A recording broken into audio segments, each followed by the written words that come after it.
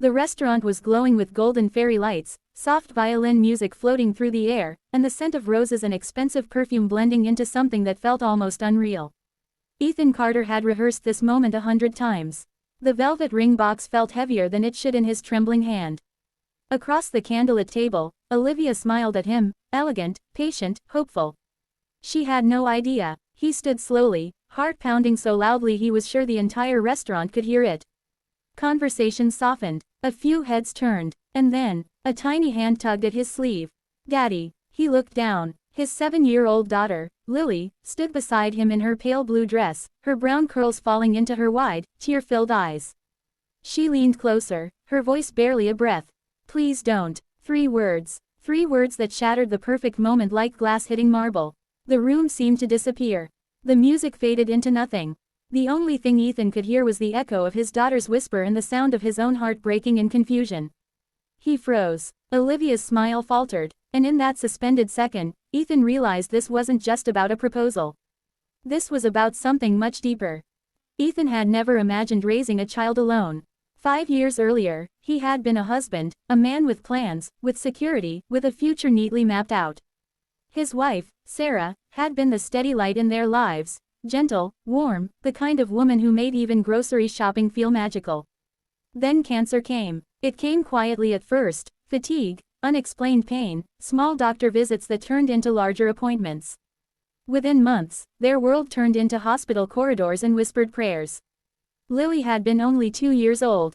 Ethan remembered the night Sarah held his hand in the dim hospital room, her voice thin but steady. Promise me you'll give her a happy life, she whispered. Even if I'm not there. He had nodded through tears. I promise. When Sarah passed, Ethan felt like the oxygen had been sucked from the world. But grief wasn't a luxury he could indulge in for long. There was a toddler who needed breakfast.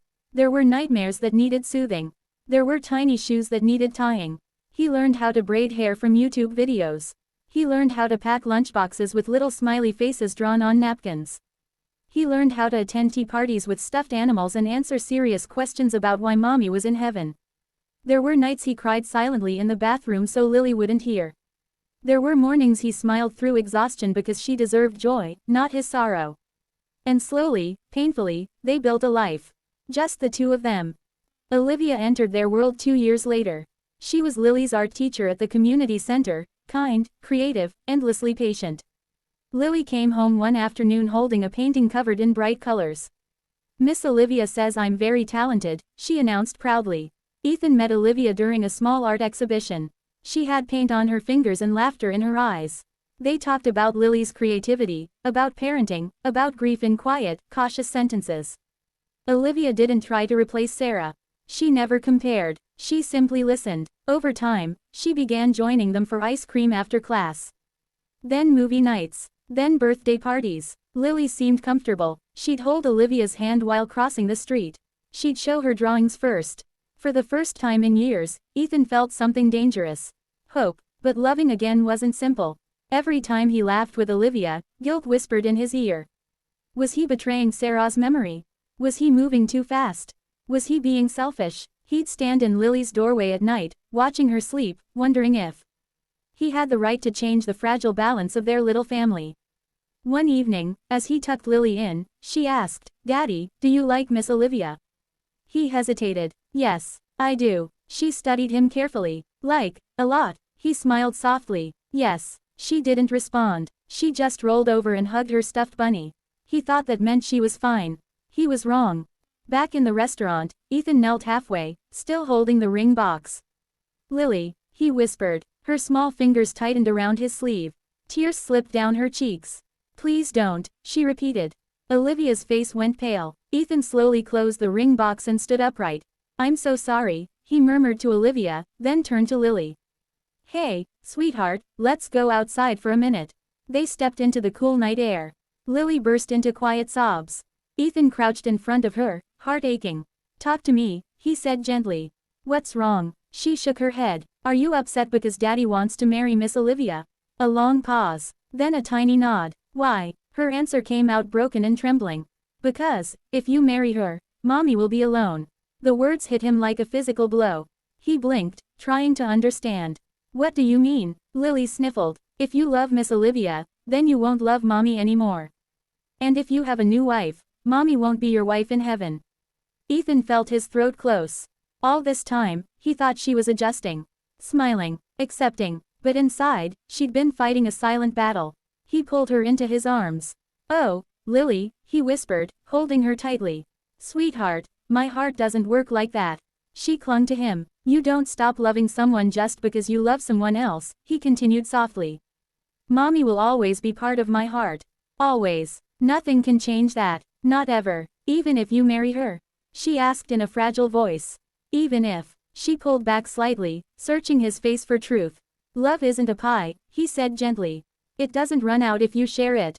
It grows. Mommy would never be alone. She's with us. Every day. In your smile. In your laugh. In the way you tilt your head when you're thinking." Lily's tears slowed. "But what if Miss Olivia doesn't like mommy?" she whispered. Ethan's heart twisted. "Oh, sweetheart, Miss Olivia respects mommy. She knows how much we love her. And she would never try to take her place." Lily stared at the ground. "I just don't want you to forget her." Ethan hugged her again. "I could never forget her. And I don't want you to either. Mommy is part of our story. And no one can erase that." They stayed like that for a long time. When they finally went back inside, Olivia stood near the table, eyes red but composed. Ethan gave her a look that said everything. "I'm so sorry," he said quietly. "I didn't realize." Olivia knelt down in front of Lily. "Hey," she said softly. "You don't have to be scared." Lily looked uncertain. "I know your mommy is very important," Olivia continued. "And she always will be. I don't want to replace her. I just want to be someone who loves you and your daddy too."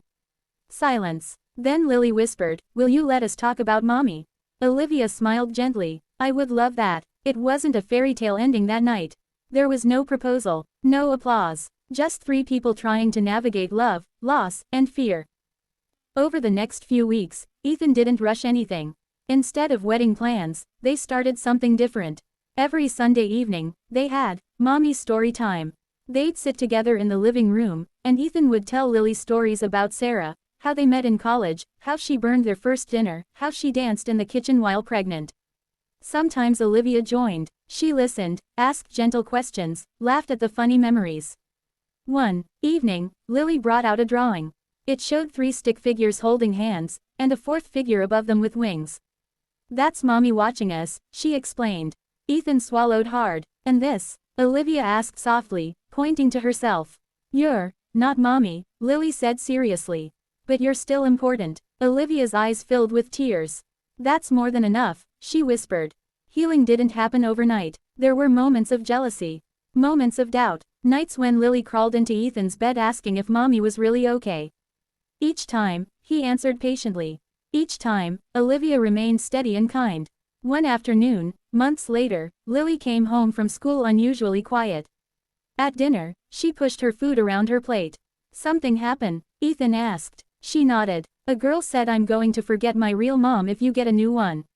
Ethan felt anger rise, but he kept his voice calm. "And what did you say?" Lily thought for a moment. "I said, you can't forget someone who's in your heart." Ethan blinked back tears. "And do you believe that?" She nodded. "Yes." A few weeks later, on a simple afternoon at the park, Ethan found himself kneeling again. No restaurant, no audience, just sunshine filtering through trees. Lily stood beside him. "Are you sure?" he whispered to her. She took a deep breath. Then she turned to Olivia. "It's okay," she said softly. "Mommy won't be alone, and I think she'd want Daddy to be happy." Ethan felt his heart swell. He looked at Olivia. "Will you marry me?" he asked, voice trembling. Olivia covered her mouth, tears falling freely.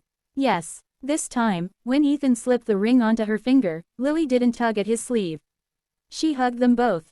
The wedding was small. Before the ceremony began, Ethan and Lily placed a single white rose on an empty chair in the front row. "For mommy," Lily whispered.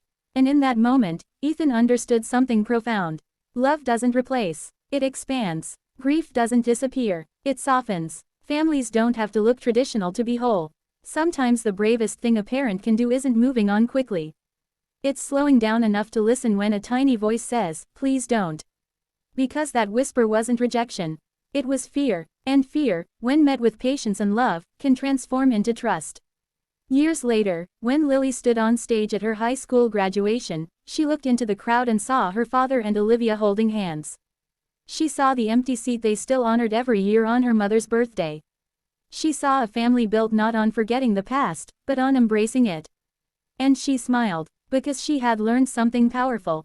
Hearts don't break when they love again. They grow strong enough to hold more. And sometimes, the most important proposal isn't between two adults. It's the quiet promise a father makes to his child. I will always choose your heart first.